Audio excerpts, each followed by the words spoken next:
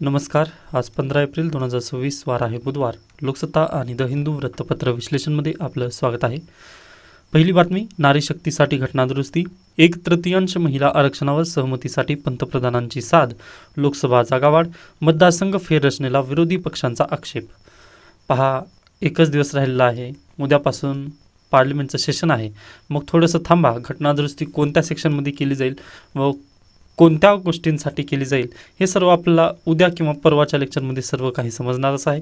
त्यामुळे निश्चिंत राहा. ही बातमी न्यूज इन प्रोसेस असल्याने आपण पुढे जाऊयात. त्यानंतर पुढची बातमी, सौर ऊर्जा वापराचे नियमन.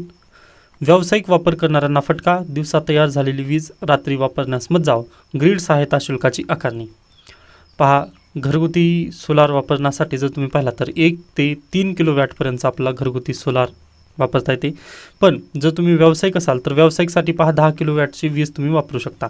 बरोबर आहे. मग 10 किलोवॅट सोलारच्या पुढे किंवा 10 किलोवॅट याची जर तुम्ही सोलार जर घेतलं असेल किंवा आपल्याजवळ जर सोलार तशा पद्धतीने असेल तर त्यावरती आता रेग्युलेशन केलं जाणार आहे व त्या रेग्युलेशनमुळे जे व्यावसायिक आहेत ना त्यांना फटका बसणार आहे. तर फटका कसा बसणार आहे पहा. तर आज 9 ते 5 या दरम्यान जर वीज तयार झाली म्हणजे सूर्य जेव्हा असतो म्हणजे दिवसा ज्यावेळी सूर्य असतो त्यावेळी जेवढी वीज तयार झाली ना तेवढी वीज तुम्हाला त्याच दिवशी रात्री पार करायची आहे. मग असं जर म्हटलं पहा तर एका दिवशी वीज वापर वगैरे कमी पण होऊ शकतो. पण तसं नाही. जर तुम्ही म्हणजे दिवसा जी तयार झालेली आहे ना तीच रात्री यूज करायची व ते पूर्णतः यूज करायचं आहे असं म्हटल्यानंतर पहा याचा फटका नक्की बसणार आहे व्यावसायिकांना. त्यासोबतच ग्रीड सहायता शुल्क जर दर महिन्याला 1,500 तुम्हाला ग्रीड सहायता शुल्क पण त्यांना द्यायचं आहे. यामुळे काय होत आहे पहा, आपण सोलार कशाला बसवलं होतं तर लाईट किंवा जे वीज बिल आहे ते कमी यावं यासाठी आपण बसवला होता. तर मग इथं होत आहे काय, जे आगामी शुल्क वगैरे लागले गेले तर याचा परिणाम काय होतं पहा. अगदी पूर्वी ज्या पद्धतीने लाईट बिल यायचं अगदी तसंच पद्धतीने परत एकदा होणार आहे हे. त्यामुळे जे सोलारचं नियमन करा अगदी गरजेचं आहे सोलारचं नियमन व्हावं. परंतु असं पण नाही की पहा ते पूर्णतः ब्रीच करेल. ओके, म्हणजे व्यावसायिकांना तुम्ही डायरेक्टली गळचेपी करू शकत नाही ना. मग याचा फायदा काय होईल, कारण पहा तुम्ही यापूर्वीची जी वीज वापरली तीच बेटर होतील. मग अगदी यासाठी पहा याला चॅलेंज करण्यात येणार आहे हायकोर्टामध्ये. आता अगदीच ही पण न्यूज इन प्रोसेस आहे पण तुम्हाला माहिती असणं गरजेचं की असा काहीतरी रेग्युलेशन होत आहे. आता अतुल सावे मंत्री अपारंपरिक ऊर्जा यांनी म्हटलंय की आपण याला चॅलेंज करूयात, कारण हा जो निर्णय दिलेला आहे तो महाराष्ट्र वीज नियामक आयोगाने दिलेला आहे. त्यामुळे नक्कीच याला चॅलेंज झाल्यानंतर हायकोर्ट म्हणेल पहा की असं होऊ शकत नाही की बाबा दिवसात जी वीज तयार झाली त्याला तुम्ही डायरेक्टली रात्री संपवूनच टाकायचं, असं तर करता येणार नाही. पहा, कारण ऊर्जा ठीक आहे ना, ऊर्जाला आपण दुसऱ्या दिवशी पण साठवून ठेवू शकतो ना. असं नाही की तुम्ही त्याच दिवशी त्याचा वापर वगैरे पूर्णतः करायचा. मला ही वीज संपवायचंच आहे असं जर म्हटलं तर विनाकारण लाईट फॅन वगैरे चालू ठेवतील. मग हे योग्य नाही आहे. म्हणजे ऊर्जा आहे ना तर ऊर्जाला आपण साठवून ठेवणं गरजेचं आहे. मग हायकोर्टामध्ये पाहूयात या न्यूजचं काय होईल. पण जे रेग्युलेशन होत आहे याचा नक्कीच थोडंसं निगेटिव्ह सेन्समध्ये ही बातमी आलेली आहे. ओके, त्यानंतर पुढे चला, भाजपचे सम्राट चौधरी बिहारचे नवे मुख्यमंत्री झालेले आहेत. ओके, त्यानंतर मोदी आणि ट्रम्प यांच्यामध्ये जवळपास 40 मिनिटे काल चर्चा झाली पहा. मग अगदीच स्टेट ऑफ हॉर्मुझ जे ब्लॉक करण्यात आलेलं आहे त्याबद्दल ही चर्चा होती. नेक्स्ट आहे, राज्यभरात उन्हाची काहिली वाढली व अकोला जिल्हा सर्वात तप्त होत आहे. त्यामुळे सर्वांनी अगदीच काळजी घ्यायची आहे. डिहायड्रेशन होऊ नये यासाठी वारंवार पाणी पिणं पण गरजेचंच आहे. त्यानंतर नेक्स्ट, निर्याती अभावी उन्हाळी कांद्याचे दर निम्म्यावरती आलेले आहेत पहा. अगदी परत डोनाल्ड ट्रम्प यांनी स्टेट ऑफ हॉर्मुझला तशा पद्धतीने डबल काबीज केल्यानंतर पहा याचा इम्पॅक्ट भारत देशाला पण होणार आहे. जे की आजच्या मॅगझिनमध्ये आपण तोच विषय काढलेला आहे पहा की पश्चिम आशियातील संकट आणि भारतीय व्यवस्थेवर होणारे परिणाम. ओके, हा आर्टिकल लिहिलेला आहे पहा C Rangarajan, former chairperson prime minister economic advisor council, former governor reserve bank of India, RBIचे ते गव्हर्नर पण राहिलेले आहेत. त्यामुळे अगदीच सी रंगराजन सरांचा जो आर्टिकल आहे तो अतिशय महत्त्वाचा आहे. आपण पाहणारच आहोत. तत्पूर्वी आपण सर्व बातम्या घेऊन पुढे जाऊयात. नेक्स्ट आहे, आज गडचिरोली जिल्हा आलेला आहे. तर गडचिरोली जिल्ह्यामधून जे विद्यार्थी बिलॉंग करतात त्यांनी हा आर्टिकल प्लीज वाचू शकता. पुढे चला, 11वी प्रवेश त्याबद्दल देण्यात आलेला आहे. नेक्स्ट आहे UPSC आणि हे जे आर्टिकल येत होती त्याचा समारोप आज करण्यात येत आहे. म्हणजे अगदीच UPSCच्या प्रवासात पाऊल टाकताना प्रत्येक विद्यार्थ्याच्या मनात एक स्वप्न असते, स्वतःच्या कर्तृत्वाने देशसेवा करण्याचे, समाजात सकारात्मक बदल घडवून आणण्याचे. या लेखांच्या मालिकेत आपण अभ्यासाच्या पद्धती ते मानसिक तयारीपर्यंत, वेळेच्या व्यवस्थापनापासून ते अपयशाचा सामना कशा पद्धतीने करायचा यापर्यंत चर्चा केलेली होती. आज या प्रवासाचा समारोप करताना एकच गोष्ट ठामपणे सांगावीशी वाटते, ती म्हणजे ही परीक्षा केवळ ज्ञानाची नाही तर जिद्दीची, सातत्याची आणि आत्मविश्वासाची आहे. त्यामुळे UPSCचा ज्यावेळेस तुम्ही प्रवासामध्ये आहात तर नक्कीच आत्मविश्वास हाय ठेवा. त्यासोबतच पहा प्रत्येक क्षण मनापासून जगा, कारण शेवटी यश मिळवणे जितके महत्त्वाचे आहे तितकेच या प्रवासात स्वतःला घडवणे महत्त्वाचे आहे. UPSC तुम्हाला हे केवळ अधिकारी बनवत नाही तर एक जबाबदार, संवेदनशील आणि सशक्त व्यक्तिमत्व घडवते. त्यामुळे या प्रवासात प्रत्येक क्षण मनापासून जगा, त्यातून शिका आणि पुढे चालत राहा. व तुमच्या तयारीसाठी मनपूर्वक शुभेच्छा. लेखकांकडून देण्यात आलेल्या आहेत त्यासोबतच माझ्याकडून पण तुम्हाला खूप खूप शुभेच्छा. ओके, व UPSCचा तुम्ही प्रवास निवडला आहात त्यासाठी म्हणजे अतिशय बेस्ट आहे. किंवा मला जर तुम्ही विचारलात UPSC म्हणजे काय किंवा UPSC का करावी, तर UPSC इज इक्वल टू मी म्हणेल मोक्षप्राप्ती. ओके, म्हणजे ज्या पद्धतीने तुम्ही देवाकडे प्रार्थना वगैरे करता अगदी त्याच धर्तीवर पहा UPSC पण आहे. म्हणजे नक्कीच तुम्हाला खूप काही शिकवून जाते, म्हणजे दिमाग खोल देगी अशा पद्धतीने आहे हे. मला अगदीच पहा खूप आनंद होतो की UPSC आपण करत आहात त्याबद्दल. ओके, पण थोडंसं आत्मविश्वास ठेवा स्वतःवर की नक्की होईल. ओके, निगेटिव्ह म्हटल्यानंतर नाही होऊ शकणार, पण पॉझिटिव्हलीच तुम्ही राहा, एवढंच मी एक माझ्या प्रवासातून तुम्हाला सांगण्याचा प्रयत्न करेन. त्यानंतर पुढे चला, इथे आपल्यासाठी अन्य न्यूज गरजेची दिसत आहे का, स्किप करू शकता. नेक्स्ट आहे अमेरिका इराणमध्ये पुन्हा चर्चा. आठवड्या अखेर दोन्ही शिष्टमंडळी पुन्हा पाकिस्तानमध्ये येण्याची शक्यता. 21 तारखेपर्यंत त्यांची ही होती अल्टिमेट. पाहूयात परत येतील का. आता आज 15 तारीख आहे, म्हणजे शेवटच्या आठवड्यामध्ये म्हटल्यानंतर पहा या आठवड्यामध्ये मे बी ते भेटू शकतील. ओके, नेक्स्ट आहे युद्धामुळे 25 लाख भारतीय दारिद्र्य रेषेखाली जाण्याची शक्यता. आता पहा युद्ध, त्याचे परिणाम जर तुम्ही पाहिलात तर खूप मोठे इम्पॅक्ट होणार आहेत. आता आय थिंक या आर्टिकल आपल्याला डिस्कस करावंच लागेल. तत्पूर्वी मी तुम्हाला शेवटच्या पेजवरती घेऊन जाईल. पहा, तेल कंपन्यांना दररोज 1600 कोटींचा तोटा. ओके, ही बातमी पाहिल्यानंतर आपल्याला काय लक्षात येतं, तर आज घडीला लिटर मागे 18 रुपये पेट्रोलवर आणि तर डिझेलवर 35 रुपये प्रति लिटर एवढा तोटा आज तेल कंपन्या सहन करत आहेत. मग आता सध्याला तमिळनाडू आणि वेस्ट बेंगॉलचे इलेक्शन आहेत व शेवटची तारीख 29 एप्रिल आहे. 29 एप्रिल नंतर भारत सरकार पेट्रोल आणि डिझेलचे दर वाढवतं की कमी करतं हा इथं पाहण्याचा विषय असेल. ओके, कारण पहा जरी पेट्रोल आणि डिझेलचे दर जर वाढवण्यात आले तर पहा त्याचे इम्पॅक्ट कसे होणार आहेत ते थोडक्यात लक्षात घ्या व हा आर्टिकलला डायरेक्टली मी आता डिस्कसच करेन. ओके, तर पहा याच्यापूर्वी रशिया युक्रेन वॉरने सुरुवात झाली हे सर्व काही, परंतु खऱ्या अर्थाने जर पाहिला तर रशिया युक्रेन वॉरचे तुमच्यावरती जेवढे इम्पॅक्ट नाही झाले त्याच्यापेक्षा दुप्पट तिप्पट परिणाम आता स्टेट ऑफ हॉर्मुझ ब्लॉक झाल्यामुळे होणार आहेत किंवा इराण आणि USA या दोघांच्या युद्धामुळे होत आहेत. आता असं का होणार आहे तर पहा 90% जे आपलं LPG आहे ते कुठून येतं, स्टेट ऑफ हॉर्मुझमधून येतं. त्याच्यानंतर पहा आपण जे ऑइल आयात करतो ते पण कुठून आयात करतो, तर नक्कीच इराण किंवा सौदी अरेबियामधून जरी आयात करत असाल तरी स्टेट ऑफ हॉर्मुझमधूनच ते आपल्यापर्यंत पोहोचणार आहे. बरोबर, मग ऑइल आपण पूर्णतः सफिशियंट नाहीत, आत्मनिर्भर नाही आहोत आपण ऑइलमध्ये. त्याच्यानंतर रशियाकडून जे ऑइल आपल्याला पूर्वी प्राप्त व्हायचं ते पण सफिशियंट नाही आहे आज घडीला.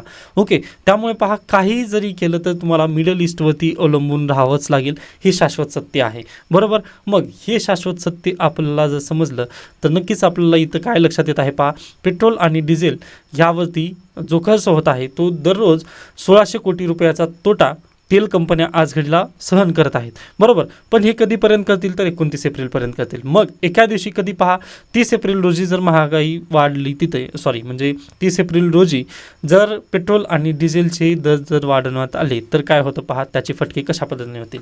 तर पहा आता नक्कीच पेट्रोल आणि डिझेलचे दर वाढले म्हणजे पहा आज घडला किती 35 रुपये diesel per litre. Okay, diesel per litre मागे पहा त्यांनी 35 रुपयेचा तोटा सहन करत आहेत.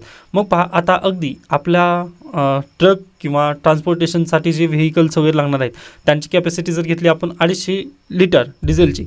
ओके, मग ते भरण्यासाठी पूर्वी पहा फक्त 2500 रुपये लागायचे, ते आता किती होतील पहा अगदीच 35 रुपये किंवा जर महागाई त्यामध्ये जर वाढली तर हे किती 3000 रुपये वाढतील. मग 2500 ते 3000, मग यामध्ये 500 रुपयेचं इथं काय झालं पहा इन्क्रीज झालं, म्हणजे महागाई 500 रुपयेने वाढली. मग हे ट्रान्सपोर्टेशनचा खर्च वाढला म्हटल्यानंतर कोणतंही कमोडिटी आहे, कोणतीही जी वस्तू आहेत ना त्याच्या प्राईस इथं नक्की वाढणार आहेत. आय होप तुम्हाला पॉईंट समजत असतील. ओके, सध्याला तुम्हाला महागाईची झळ मे बी बसत नसेल कारण सध्याला इलेक्शन चालू आहेत व तेल कंपन्या स्वतःहून 1600 कोटी रुपयाचा तोटा सहन करत आहेत. बरोबर आहे, परंतु उद्या ज्यावेळेस इलेक्शन संपतील किंवा उद्या ज्यावेळेस महागाई वाढ कदाचित केली जाईल मग त्या दिवशी कसं होईल, कारण पहा जे डिझेलवरचं तुम्ही पहा ना, जे आपल्या व्हेकल्स आहेत हेवी व्हेकल्स जे आहेत ते तरी आज ह्याच्यावरती चालत आहेत ना, डिझेलवरतीच आहेत. हां, जे SUV वगैरे आहेत किंवा जे 4 व्हीलर्स आहेत छोटे छोटे, ते आपल्या पेट्रोलवरती चालू शकतील. मग त्यामागे तरी कुठं हे आहे, त्यामध्ये पण आपण सफिशियंट नाहीत. त्यामुळे पहा ते 18 रुपये लिटरनी काय होत आहे पहा, तिथं तोटा सहन होत आहे. परंतु डिझेलवरती तर जास्त इथं तोटा सहन करावा लागत आहे, 35 रुपये लिटर. बरोबर. मग हा जर तुम्ही इम्पॅक्ट पाहिला तर डिझेलच्या प्राइजेस नक्की वाढतील. मग डिझेलचे प्राइजेस वाढले ना तर ट्रान्सपोर्टेशनचा कॉस्ट जो आहे तो तिथं हाय होईल. मग ट्रान्सपोर्टेशनचा कॉस्ट तिथं जास्त होत असल्यानंतर जे प्राईज पूर्वी पहा, अगदी तुम्ही म्हणजे A सिटीमधून B सिटीमध्ये जाण्यासाठी पहा तुम्हाला फक्त 100 रुपये लागायचे, ते आता किती होतील, 135 रुपये होतील. मग 135 रुपये जर झाले तर नक्कीच पहा ते कमोडिटीची पण प्राईस वाढवतील ना, कारण आम्हाला ते प्रवास परवडत नाही आहे किंवा जो ट्रान्सपोर्टेशन आहे तो परवडत नाही, म्हणून असं प्रत्येक गोष्टीचं तिथं प्राईस वाढतील. मग प्राईस वाढली की पहा होणार काय आहे, एकच मिनिट आहे, ह्याला सर्व परत एकदा क्लीन करेल. आता पहा ट्रान्सपोर्टेशन कॉस्ट वाढला, त्यामुळे महागाई वाढली, म्हणजे इन्फ्लेशन झालेलं आहे. बरोबर. मग इन्फ्लेशन झालं हे इथपर्यंत ठीक आहे, पण दुसरीकडे तुम्ही पाहिलात तर LPGमध्ये आपण सफिशियंट नाही आहोत. त्यामुळे छत्रपती संभाजीनगरमधील जे काही उद्योगधंदे आहेत पहा, त्यांचा जे LPG पुरवठा आहे ना तो बंद करण्यात आलेला आहे. बरोबर. मग LPG पुरवठा तिथं बंद झाला, कारण पहा ज्या MIDC एरियामधील ज्या काही कंपनी वगैरे आहेत तिथे काय असतात पहा, मेटलला मेल्ट करण्यासाठी LPGचा तिथं बेसिकली वापर होतो. परंतु हे जे LPG आहे ते अगदी ग्राहकांना देणं गरजेचं आहे, जे की डोमेस्टिकसाठी यूज जास्त गरजेचं आहे आज घडीला. बरोबर. त्यामुळे इंडस्ट्रीयल एरियाला LPG मिळत नाही आहे. मग इंडस्ट्रीयल एरिया काय होत आहे पहा, कोलॅप्स होत आहे. मग इंडस्ट्रीमध्ये जे व्यक्ती काम करत होते किंवा MIDCमध्ये जे याच्यापूर्वी काम करत होते त्यांच्या हाताचं काय गेलं पहा, इथं काम गेलं. बरोबर आहे. मग यांच्या हातातून जर काम गेलं तर मग आता पहा त्यांना पगार मिळणार आहे का, तर बिलकुल नाही. मग पूर्वी ते जे 100 रुपये कमवायचे ते आता 100 रुपये कमवू शकणार नाहीत. मग 100 रुपये जर कमवले असते, म्हणजे याच्यापूर्वी ते 100 रुपये कमवल्यानंतर पहा घरी ज्यावेळेस ते जात होते रात्री, त्यावेळेस ते 10 रुपयाचा एक पार्लेजीचा बिस्किट पुडा घेऊन जायचे. मग 10 रुपयाचा बिस्किट पुडा ते घेऊन जात असताना पहा त्या ज्या दुकानामधून ते पार्लेजीचा बिस्किट पुडा विकत घेतले होते त्या दुकानामध्ये जो व्यक्ती काम करत होता त्याला पहा 5 रुपये त्या बिस्किट पुड्यामधून मिळायचे. मग तो घरी घेऊन जाताना पहा एखादी पेन घेऊन जायचं किंवा वही घेऊन जायचं. म्हणजे अशा पद्धतीने ते चक्र चालू होतं. एकाच्या सॅलरीवरती पहा दुसऱ्याची सॅलरी तिथं अवलंबून होती. मग हे सर्व चक्र चालू होतं. परंतु आता काय झालं पहा, ह्या व्यक्तीचे 100 रुपये तिथं कमी झाले, म्हणजे ह्या व्यक्तीची नोकरी गेली. मग हे 100 रुपये त्याला मिळणार नाहीत. मग तो घरी जात असताना 10 रुपयाचा बिस्किट पुडा घेऊन जाईल का, तर बिलकुल घेऊन जाणार नाही. मग 10 रुपयाचा बिस्किट पुडा तो व्यक्ती घेऊन जाणार नाही. त्यामुळे पहा जो 5 रुपये तिथं जो वर्कर कामाला होता त्याला 5 रुपये मिळणार नाहीत. मग अशा पद्धतीने पहा इकॉनॉमीचा जो गाडा आहे ना तो इथं ठप्प होईल. व याचं नेमकं कारण तुम्हाला समजलं असेल, म्हणजे स्टेट ऑफ हॉर्मुझ ब्लॉक केलेलं, म्हणजे अगदी डोनाल्ड ट्रम्प यांनी स्टेट ऑफ हॉर्मुझ किंवा इराणने जे स्टेट ऑफ हॉर्मुझ ब्लॉक केलं ना त्याचे इम्पॅक्ट अशा पद्धतीने होत आहेत. मग याचाच परिणाम UNDPने सांगितलेला आहे की भारत देशाला त्यांनी ठणकावलेलं आहे की बाबा तुम्ही आता थोडंसं क्रुशियल फेजमधून जातात इकॉनॉमीच्या. त्यामुळे 25 लाख भारतीय दारिद्र्य रेषेखाली जाण्याची शक्यता त्यांनी वर्तवलेली आहे. पश्चिम आशियातील युद्ध आणि लष्करी तणाव यामुळे भारतात 25 लाख लोक दारिद्र्य रेषेखाली ढकलले जाण्याचा धोका असा इशारा संयुक्त राष्ट्रांनी दिला आहे. त्याशिवाय गेल्या काही काळात मानवी विकासासंबंधी भारताने केलेल्या प्रगतीचा आलेखही खाली येण्याची शक्यता असल्याचे संयुक्त राष्ट्रांनी वर्तवलेल्या अंदाजात नमूद करण्यात आलेली आहे. व पहा युद्धाचे इम्पॅक्ट काय होतात, तर अशा पद्धतीने युद्धाचे इम्पॅक्ट दिसत आहेत. ओके. मग आता पहा फक्त हेच नाही होणार तर नक्कीच दुसऱ्या पण कमोडिटीच्या किमती तिथं वाढवल्या जाणार आहेत किंवा त्याच्यावरती पण परिणाम होईल. जसं पहा उत्पादन क्षेत्रावरती परिणाम, ऊर्जा केंद्रित उद्योग जसे की कापड, रंग, रसायने, खते, सिमेंट आणि टायर यांच्या उत्पादनावरती पण परिणाम होईल. मग यांच्या उत्पादनावर जर परिणाम होत असेल तर पहा तिथे जे वर्कर कामाला होते, जसं की पहा इथं काय देण्यात आलं, रसायने, खते, सिमेंट. ओके. मग सिमेंट इंडस्ट्रीमध्ये किंवा सिमेंट फॅक्टरीमध्ये जे व्यक्ती कामाला होते त्यांच्या हाताला काम मिळणार नाही. मग ते घरी बसतील. मग घरी बसल्यानंतर पहा अगदी त्यांच्याजवळ पैसे वगैरे येणार आहेत का, तर नाही. महागाई खूप वाढेल पहा व वर्कर्सच्या हाताला काम येणार नाही, त्यामुळे त्यांना पैसे प्राप्त होणार नाहीत व इकॉनॉमीचा जो गाडा आहे ना ठप्प होईल. मग यामुळेच युनायटेड नेशन्सने आपला ठणकावलेला आहे किंवा 25 लाख भारतीय परत एकदा बिलो पॉवर्टी लाईन जाऊ शकतात. म्हणजे भारत सरकारने जे आजपर्यंत प्रयत्न केले होते त्यांना वर काढण्यासाठी ते एका क्षणामध्ये खाली जाऊ शकतात. त्यामुळे पहा युद्ध थांबणं का गरजेचं आहे, तर हे तुम्हाला आय होप समजलं असेल. म्हणजे युद्धाची इम्पॅक्ट फक्त एका देशाला नाही होणार. 1991 पासून ज्यावेळेस आपलं ग्लोबलायझेशन झालेलं आहे पहा, ग्लोबलायझेशनच्या नंतरचे ही इफेक्ट आहेत. ओके. मग परीक्षेला प्रश्न विचारला जाऊ शकतो पहा की पश्चिम आशियाई युद्ध ह्यामुळे भारतावरती काय परिणाम होत आहेत, तर तुम्ही हे आर्टिकल याचं विश्लेषण पूर्णतः डायरेक्टली नक्की लिहू शकता. पहा इथे मी विश्लेषण चांगल्या पद्धतीने केलं आहे. व पहा अगदी जे विद्यार्थी ॲन्सर रायटिंगबद्दल बोलत आहेत, आपण पहा जूनपासून ॲन्सर रायटिंगला सुरुवात करणार आहोत. म्हणजे अगदी 2027च्या विद्यार्थ्यांनी मला कॉन्टॅक्ट करू शकता. जून महिन्यापासून आपण त्यावरती काम करूयात. आता सध्याला प्रिलिमचं लोड आहे, त्यामुळे नक्कीच आपण तेव्हापासून काम करूयात.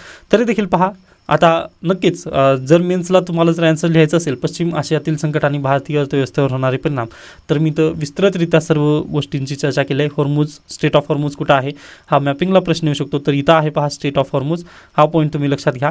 हा आहे इराण, व इथं आहे पाकिस्तान, इथं आहे अफगाणिस्तान. ओके, व हा आहे आपला प्यारा भारत. हे पॉईंट्स तुम्ही लक्षात ठेवा. त्याच्यानंतर इस्रायल कुठं आहे, मग जो हल्ला करत आहे तो पहा इथे आहे इस्रायल, जेरुसलम. इथून अशावरती इथं हल्ला चालवला गेलेला आहे. ओके, हे पॉईंट्स तुम्हाला लक्षात ठेवा. State of Hormuz. त्यानंतर भारताची स्थिती, 90% कच्चे तेल आपण स्टेट ऑफ हॉर्मुजमधून आयात करतो. त्यानंतर किमतीमधील तफावत तुम्ही हे पाहिलंच असाल, मी तुम्हाला समजावून सांगण्याचा प्रयत्न केलेलाच आहे. त्याच्यानंतर पहा मल्टिपल स्ट्रेसर्स इथं तयार होत आहेत. कारण फक्त एका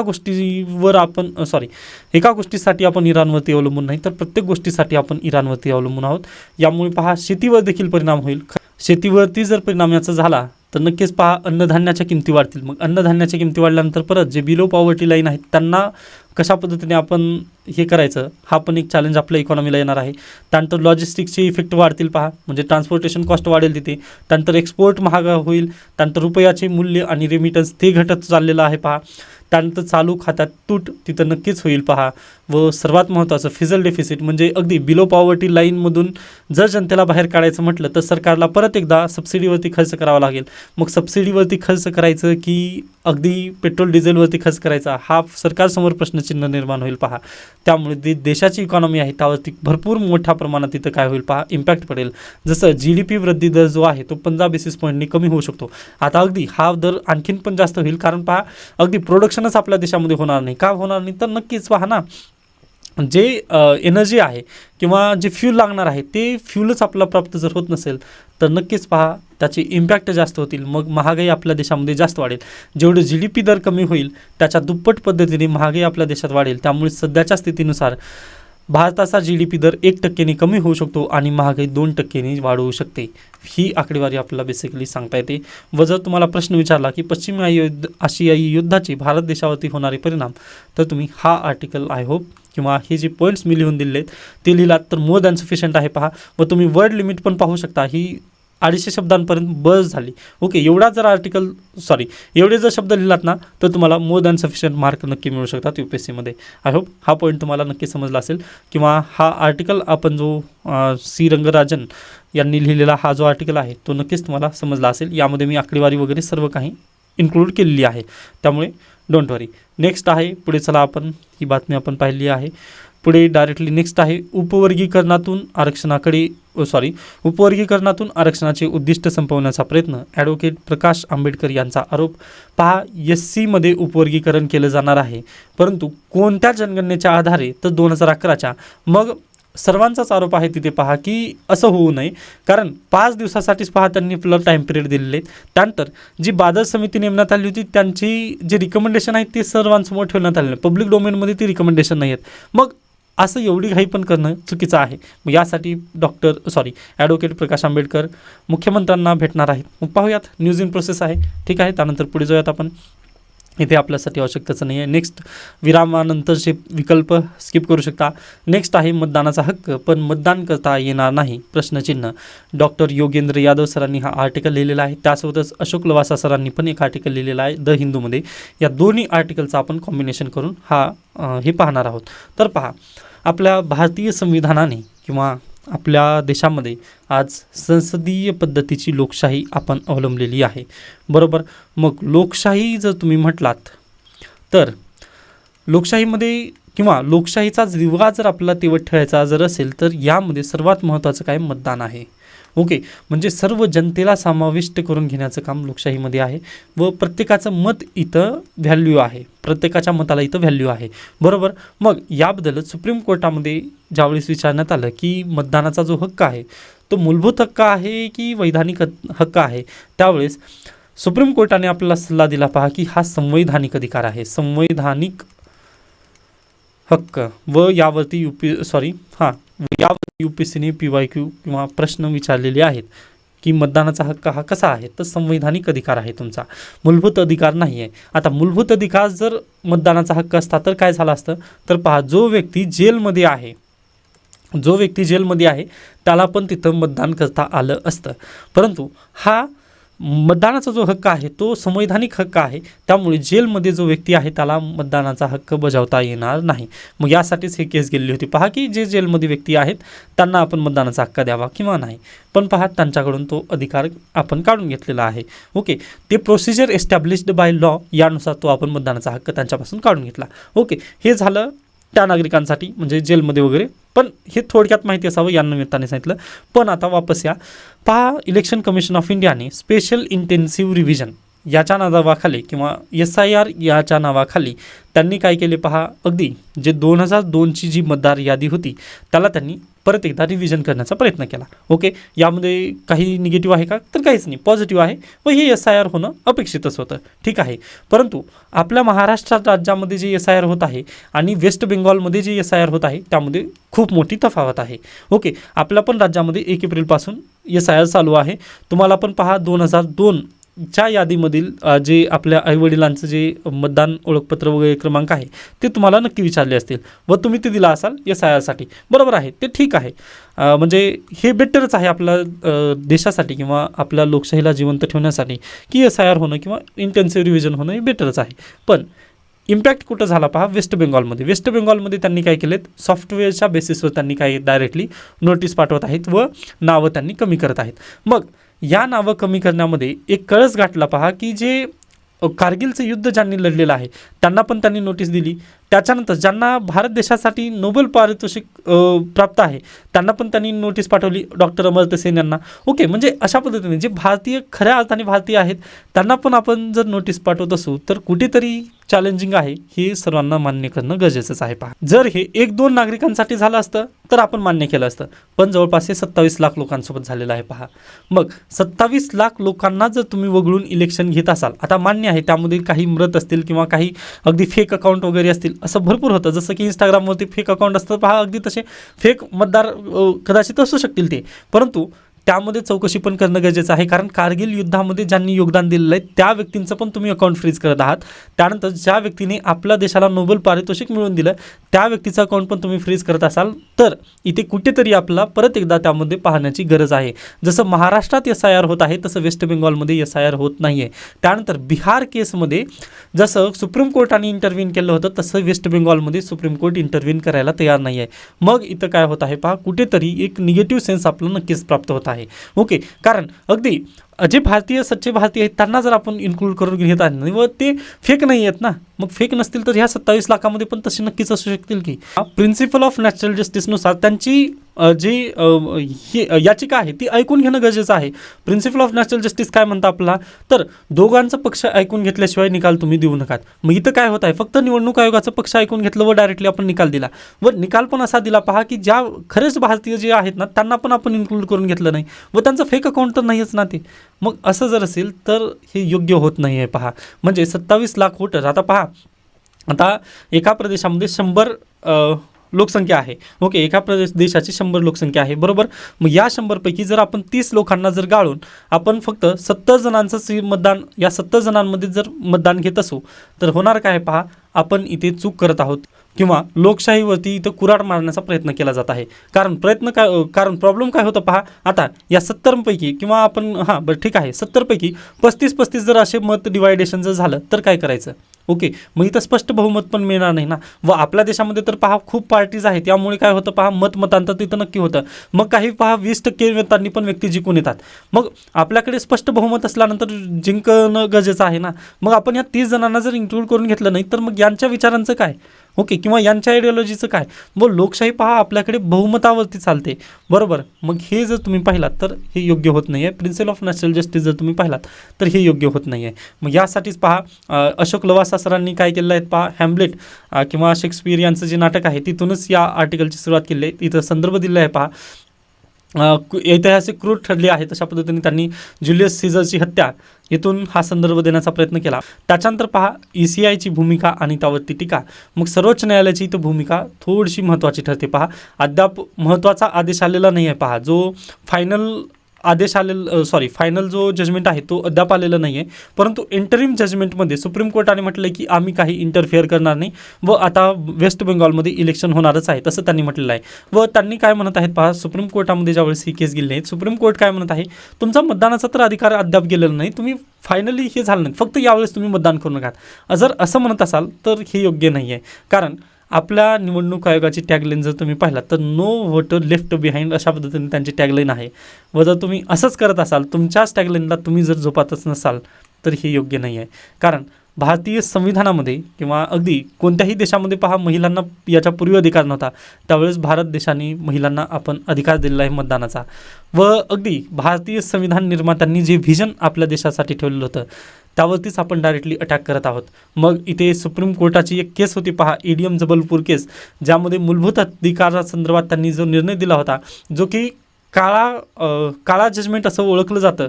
सुप्रीम कोर्टाच्या इतिहासामध्ये काळा जजमेंट असं म्हणून त्याला ओळखलं जातं. मग तसंच इथं पण ठरत आहे की काय. कारण पहा हे आज घडीला तुम्हाला समजणार नाही, कारण आपण ट्रान्झिशन फेजमध्ये आहोत. पण ज्यावेळेस तुम्ही 10-20 वर्षानंतर या केसला वापस येऊन पाहाल ना, त्यावेळेस आपल्याला लक्षात येतं की बाबा आपण तिथं चूक केली होती. जसं सुप्रीम कोर्टाला आता 50 वर्षानंतर रिअलाईज होत आहे की EDM जबलपूर केसमधील जी आपली चूक झाली होती त्यामुळे कदाचित पुढे जाऊन 1975ला जी आणीबाणी होती ती नक्कीच थोडंसं पॉलिटिकल अँगलनीच ती आणीबाणी होती. व सुप्रीम कोर्टाने जर कदाचित त्यावेळेस इंटरव्हीन केलं असतं तर आपल्या देशाला तिथं त्या काळ्या अँगलमधून जाण्यापासून नक्कीच सुप्रीम कोर्ट वाचू शकलं असतं, असं आपल्याला 50 वर्षांनी समजतं. मग तसंच 10-20 वर्षानंतर ज्यावेळेस आपण पुढे जाऊ तर SIRमुळं कदाचित देशाला कलाटणी भेटू शकली असती. मग सुप्रीम कोर्टाला जर ते समजलं असतं किंवा सुप्रीम कोर्टाने जर आज इंटरव्हीन केलं तर कदाचित आपल्या भारत देशाचा इतिहास नक्कीच वेगळा असू शकेल. मग यासाठीच पहा सुप्रीम कोर्टाला आज घडीला इंटरव्हीन करणं काळाची गरज आहे.